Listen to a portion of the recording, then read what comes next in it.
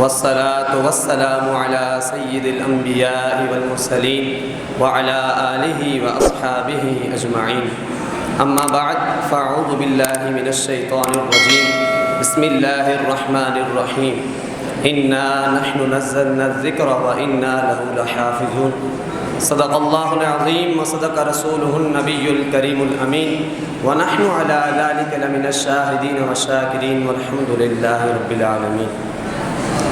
حمد و صلات کے بعد میرے واجب القدر اساتذہ کرام اور میرے ہم مکتب ساتھیوں، السلام علیکم ورحمۃ اللہ وبرکاتہ۔ آج مجھے جس عظیم موضوع پر لب گشائی کرنے کا موقع ملا ہے وہ ہے خصائص مصطفیٰ صلی اللہ علیہ وآلہ وسلم۔ سامعین محترم، خصائص کسے کہتے ہیں؟ خصائص خصوصیت کی جمع ہے، یعنی وہ امتیازات، کمالات، معجزات جو صرف رسول اللہ صلی اللہ علیہ وآلہ وسلم کو عطا ہوئے اور کسی دوسرے نبی یا امت کو حاصل نہیں ہوئے۔ سامعین محترم، خصائص کو بیان کرنا کسی انسان کے بس کی بات نہیں۔ علماء کرام نے مستقل کتابیں لکھی مگر پھر بھی یہ اعتراف کیا کہ حضور علیہ السلام کے فضائل کو بیان کرنے کا احاطہ ممکن نہیں۔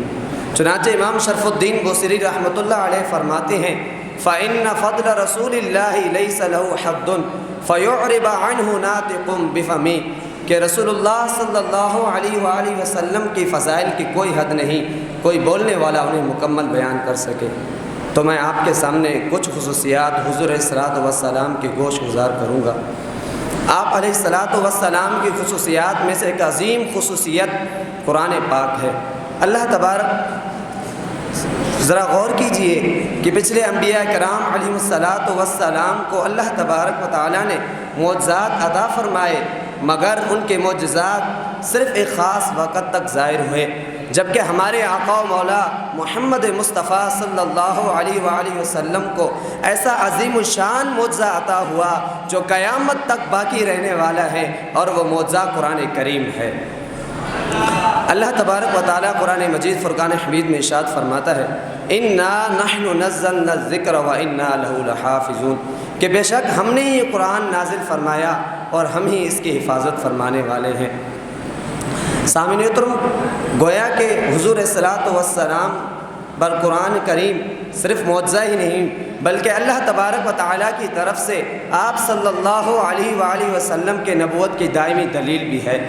1500 سال گزر گئے، زمانے بدل گئے، حکومتیں بدل گئیں، تہذیبیں بدل گئیں، لیکن قرآن پاک آج بھی اسی طرح محفوظ ہے جس طرح حضور علیہ السلام پر نازل ہوا۔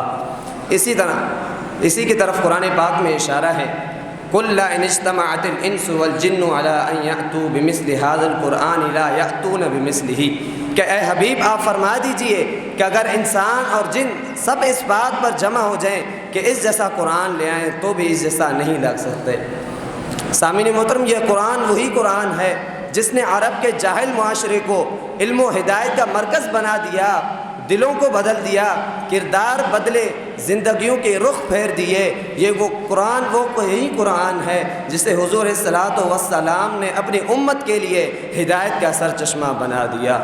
اعلیٰ حضرت کیا خوب فرماتے ہیں ایمان ہے قال مصطفیٰ، ایمان ہے قال مصطفیٰ، قرآن ہے حال مصطفیٰ۔ سامعین محترم، حضور علیہ السلام کی خصوصیات میں سے ایک عظیم خصوصیت جوامع الکلم ہے۔ اللہ تبارک و تعالیٰ نے حضور علیہ السلام کو ایسی قوت بیان عطا فرمائی کہ آپ علیہ السلام چند مختصر الفاظ میں ایسا جامع کلام فرما دے جس میں دین و دنیا کی بے شمار احکام اور حکمتیں جمع ہو جاتی۔ صحیح مسلم شریف کی حدیث ہے، حضرت ابو ہریرہ رضی اللہ تعالیٰ عنہ بیان کرتے ہیں کہ حضور علیہ السلام نے ارشاد فرمایا فضلت علی الانبیاء بست، کہ مجھے انبیاء پر 6 چیزوں کے ذریعے فضیلت دی گئی۔ اعطیت جوامع الکلم، مجھے جوامع الکلم عطا کیے گئے۔ ونصرت بالرعب، اور رعب کے ذریعے میری مدد کی گئی۔ واحلت لی الغنائم، اور میرے لیے غنیمتوں کو حلال کر دیا گیا۔ وجعلت لی الارض مسجدا وطہورا، اور میرے لیے پوری زمین کو مسجد اور پاکیزگی کا ذریعہ بنا دیا گیا۔ وارسلت الی الخلق کافہ، اور مجھے تمام انسانوں کی طرف رسول بنا کر بھیجا گیا۔ وختم بی النبیون، اور مجھ پر نبوت کو ختم کیا گیا۔ سامعین محترم، حضور علیہ الصلوۃ والسلام کی خصوصیات میں سے ایک عظیم خصوصیت خاتم النبیین بھی ہے۔ اللہ تبارک و تعالیٰ قرآن مجید فرقان حمید میں ارشاد فرماتا ہے، ما کان محمد ابا احد من رجالکم ولکن رسول اللہ وخاتم النبیین، کہ محمد صلی اللہ علیہ وسلم تمہارے مردوں میں سے کسی کے باپ نہیں، لیکن وہ اللہ تبارک و تعالیٰ کے رسول اور آخری نبی ہیں۔ جامع ترمذی شریف کے حدیث ہے، حضرت انس بن مالک رضی اللہ تعالیٰ عنہ بیان کرتے ہیں کہ حضور علیہ الصلوۃ والسلام نے ارشاد فرمایا، ان الرسالۃ والنبوۃ قد انقطعت فلا رسول بعدی ولا نبی، کہ رسالت اور نبوت ختم ہو چکی ہے، میرے بعد نہ کوئی رسول ہوگا نہ کوئی نبی۔ اسی طرح ایک اور حدیث شریف میں ہے، حضور علیہ الصلوۃ والسلام نے ارشاد فرمایا، انا العاقب والعاقب الذی لیس بعدہ نبی، کہ میں عاقب ہوں اور عاقب وہ ہوتا ہے جس کے بعد کوئی نبی نہیں ہوتا۔ سامعین محترم، حضور علیہ الصلوۃ والسلام کی خصوصیات میں سے ایک عظیم خصوصیت رحمت للعالمین ہونا۔ اللہ تبارک و تعالیٰ قرآن مجید فرقان حمید میں ارشاد فرماتا ہے، وما ارسلناک الا رحمت للعالمین، کہ اے محبوب ہم نے آپ کو نہیں بھیجا مگر تمام جہانوں کے لیے رحمت بنا کر۔ سامعین محترم، تفسیر ابن کثیر اور تفسیر قرطبی میں ہے کہ حضور علیہ الصلوۃ والسلام کی رحمت صرف مسلمانوں تک محدود نہیں بلکہ پوری انسانیت بلکہ تمام مخلوقات کے لیے ہے۔ ایمان والے آپ کی تعلیمات سے دنیا و آخرت کی کامیابی پاتے ہیں، اور کفار بھی آپ کی بعثت کے بعد سابقہ امتوں کی طرح کی اجتماعی عذاب سے محفوظ رہتے ہیں۔ صحیح مسلم شریف کی حدیث ہے، حضرت ابو ہریرہ رضی اللہ تعالیٰ عنہ بیان کرتے ہیں کہ لوگوں نے عرض کی، یا رسول اللہ صلی اللہ علیہ وآلہ وسلم، آپ مشرکین کے لیے دعائے جلال فرمائیے۔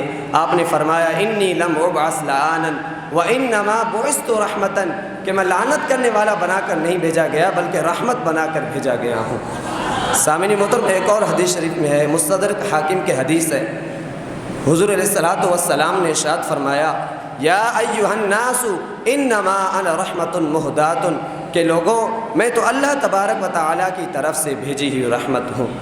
اعلیٰ حضرت کیا خوب فرماتے ہیں، عطائے عرب جلائے کرب فیوز عجب بغیر طلب، یہ رحمت رب ہے کس کے سبب، برب جہاں تمہارے لیے۔ سامعین محترم، حضور علیہ الصلوۃ والسلام کے عظیم خصوصیات میں سے ایک عظیم خصوصیت شفاعت کبریٰ بھی ہے۔ اللہ تبارک و تعالیٰ قرآن مجید فرقان حمید میں ارشاد فرماتا ہے، عسیٰ ان یبعثک ربک مقاما محمودا، کہ اے حبیب ان قریب آپ کا رب آپ کو مقام محمود عطا فرمائے گا۔